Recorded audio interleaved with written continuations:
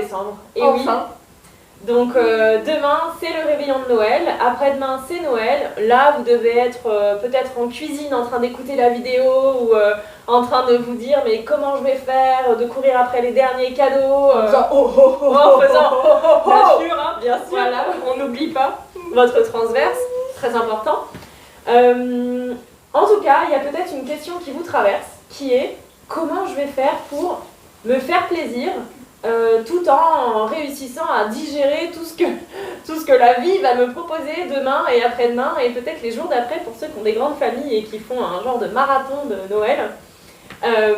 Bon, il y a des petites astuces, il y a des solutions. On va vous en proposer quelques-unes.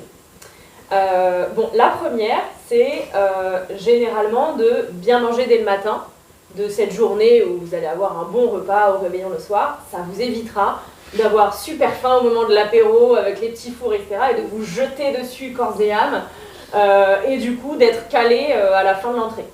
Bon, après ça peut quand même arriver que vous soyez calé à la fin de l'entrée. Oui. Ça, c'est, on a chacun aussi une capacité, on va dire, digestive qui est la nôtre. En tout cas, si vous commencez par manger du salé, protéiné le matin, vous allez réguler votre glycémie, votre appétit, et donc vous serez moins appelé à vous jeter sur les petits fours apéros au moment venu du 24 décembre. Une autre petite astuce, c'est au moment de ce fameux apéro du 24 décembre, commencer par une cuillère à soupe de vinaigre de cidre non pasteurisé dans un peu d'eau. Alors moi, pour le passer discret, je le mets dans de l'eau pétillante, dans une coupe. Comme ça, tout le monde croit que j'ai du champagne ou je sais pas, une boisson qui va bien. Personnellement, je bois pas d'alcool, donc c'est ma petite stratégie.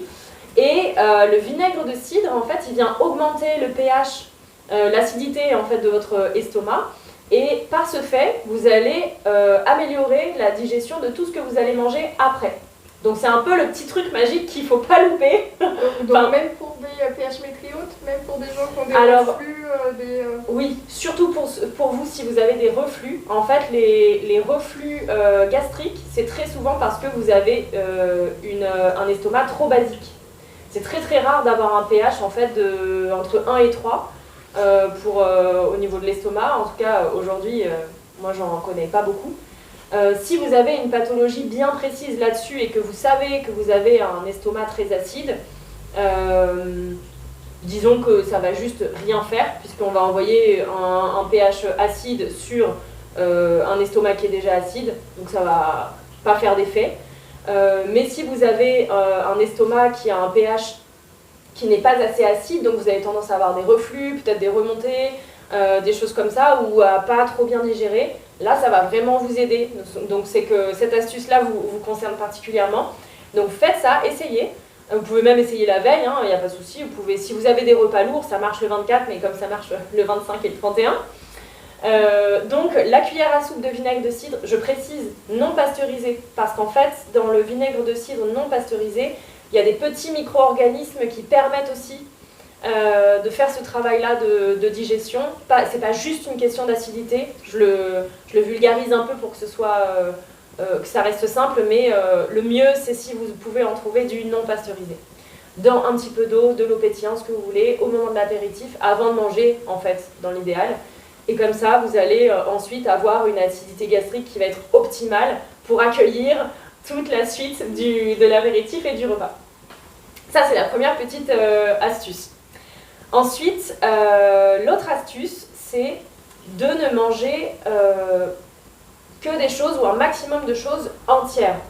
C'est-à-dire, si vous avez le choix entre des pommes de terre ou de la purée, préférez des pommes de terre.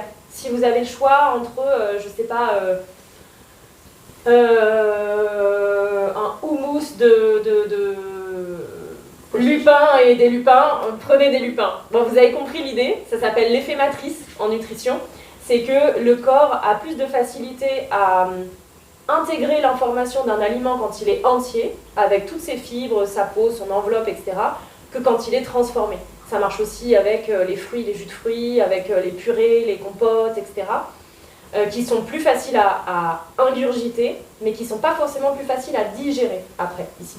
Parce que mécaniquement, vous avez la digestion qui se fait aussi en mâchant, hein, par vos dents, par le palais. On commence à avoir de l'acidité dans la bouche, dans la voie buccale. Donc voilà, préférez tout ce qui est un petit peu entier. Et les productions enzymatiques qui vont avec, etc. Donc c'est vraiment, imaginez-vous, vous avez un détecteur de code barre là au niveau de la gorge quand ça passe. Et puis quand vous envoyez une pomme de terre, il dit « Oui, c'est bon, on a compris, c'est une pomme de terre. Envoyez les enzymes pour la pomme de terre. » Si vous envoyez une purée, ils vont dire « Oh, je crois que c'était de la pomme de terre, mais je suis pas sûre. Bon, envoyez un peu, mais pas trop, parce qu'en fait, on sait pas trop. » En gros, c'est vraiment très simplifié, mais c'est un petit peu ça qui se passe. Donc préférez des choses entières. Et ensuite, ne vous forcez pas. C'est-à-dire, quand on vous propose une assiette, je te resserre, bah non, un petit peu moins, mets-moi un petit peu plus de ça. Osez aussi dire ce dont vous avez vraiment envie, parce que parfois on se laisse, parce que c'est la grande-tante, parce que c'est la belle-sœur, la belle-mère, on n'a pas envie de fâcher, etc. Mais respectez-vous aussi, en fait. Vous avez le droit de dire, bah là j'ai plus faim, je vais prendre vraiment une toute petite cuillère dans l'assiette de mon voisin pour goûter ton gâteau, parce que tu l'as fait avec amour, mais moi c'est bon là, je peux plus. Ouais, je peux plus. Essayez de garder, en fait c'est difficile, dans les fêtes on essaye de froisser personne, on donne de l'amour, on donne beaucoup d'attention, de tout ça, mais essayez aussi de ramener ça à vous, de ramener de l'amour, de vous apporter de l'amour, de vous apporter du respect, et ça passe par le fait de savoir poser ses limites, et savoir dire, bah là en fait moi c'est bon, merci, j'ai ma dose, et le dire gentiment pour bien sûr respecter tout un chacun et que personne se sente froissé, mais en tout cas c'est pas parce que vous dites que c'est bon pour vous que ça va forcément blesser quelqu'un. Donc n'hésitez pas à exprimer vos besoins. Et le trou normand, l'idée reçue du trou normand qui fait digérer, soi-disant, c'est une idée reçue ou c'est du vrai? Trou normand, trou charentais, on l'appelle comme on veut. Hein. Alors on a une question de l'au-delà. Oui, vous l'avez entendu peut-être, le trou normand. Ayant des origines un petit peu normandes, même lointaines, j'avoue que, on ne dit pas non, hein, quand on en a envie, c'est toujours le même principe. Quand on en a envie, c'est ça l'idée. Et puis c'est la fête, et c'est une fois par an aussi, donc il y a ça. Après, l'au-delà, qu'entends-tu par trou normand? La glace. La glace. La glace dans le calva, c'est ça? Avec l'alcool quand même, on est d'accord. Ouais. Bon alors, si vous prenez des médicaments, bien sûr faites attention aux alcools que vous consommez. Ça c'est purement médical, je pense que votre médecin sait vous le rappeler. La glace en fin de repas, c'est pas digestif en fait, hein. C'est une croyance que de manger du sucre et de l'alcool en fin de repas c'est digestif, ça c'est clairement... C'est même le contraire. Ouais, c'est même plutôt le contraire. Oui. Par contre, si ça vous fait plaisir de goûter un trou normand, là c'est un autre sujet, voilà, c'est le 24, c'est Noël, c'est la fête, profitez-en. Voilà. Et puis comme d'habitude, essayez de prendre des produits qui sont bons aussi, locaux, c'est ça. Non pas trop raffinés, ou même un sorbet que vous auriez fait, enfin bref. Ça sera toujours plus digeste, ça c'est sûr. Sachez que l'alcool, alcool plus glace égale sucre, hein, sucre. Et oui. Donc, et le sucre, ça fermente, ça ballonne, c'est pas très agréable. Donc imaginons, mais avant j'aurais pris ma cuillère de vinaigre. Voilà, donc ça sera peut-être un peu mieux. Pour spécial message pour l'au-delà, vous pouvez prendre effectivement votre trou normand avec votre vinaigre de cidre avant. Et en fin de repas, on a le droit, vous faites au vinaigre. Alors oui, vous pouvez, vous me direz ce que vous en avez pensé, parce que moi perso je suis pas fan du goût du vinaigre de cidre, donc je le prends volontiers en apéro, mais avec la glace, ça reste à tester. Hein. Donc pour l'au-delà, si vraiment ça passe pas, peut-être en fin de repas c'est possible aussi. Voilà. En fin de repas, j'ai un truc un peu mieux que le vinaigre de cidre qui du coup aura déjà été consommé en apéro, puisque vous êtes des bons et bonnes élèves. S'il en reste, parce que la radiette sur la bouteille de vinaigre de cidre. Apparemment, il y en a qui sont branchés à trou normand.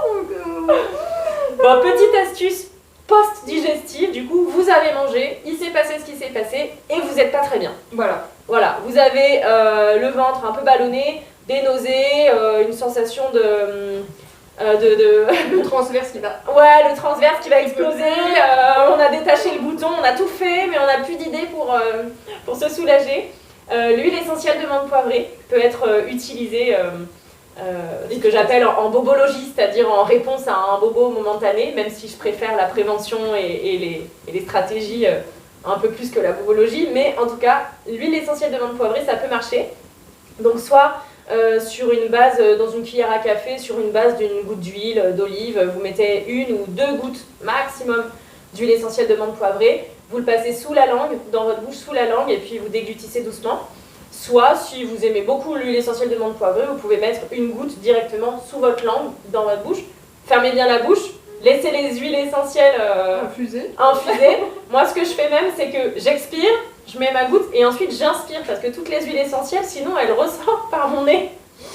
Donc elles se dégagent même les voies. Oui, c'est ça dégage tout, mais ça vient pas dans mon estomac. Donc, si vous faites la technique de la goutte sous la langue, pensez à la goutte, je ferme la bouche et j'inspire, comme ça va par là-bas, plutôt que par là-bas. Ou en massage externe, hein, pour ceux qui ne veulent pas, vous le mettez bien sur votre vésicule biliaire, sur le foie. Alors à droite, hein, on est d'accord, le foie, vésicule biliaire, à droite, pas à gauche, parce que là, ça va pas vous aider beaucoup. Et puis sur le ventre ou autour du nombril. Voilà. Et peut-être le basilic, le basilic, l'estragon aussi, qui sont digestifs, le romarin. Anti-ballonnement, le basilic peut-être, qui est pas mal. Oui, le basilic, anti-ballonnement, l'estragon qui est anti-spasmodique aussi. Bon, tout est bien, selon ce que vous avez à la maison aussi. La menthe, c'est quand même vraiment efficace pour la partie nausée. Mais voilà, si c'est plutôt digestif bas, effectivement, basilic, romarin, estragon, ça sera bien. Et maux de tête, hein, la menthe poivrée. Maux de tête, si vous sentez que ça commence vraiment à vous donner des petites céphalées, des petits maux de tête, parce que le trou normand, vous en avez pris 2, voire 3, voilà. Bon, ce sont des solutions de repli, pas des stratégies long terme. En tout cas, si vous avez besoin, ça sera là et on espère que ça vous aura aidé. Voilà. Et joyeux Noël. Et joyeux Noël.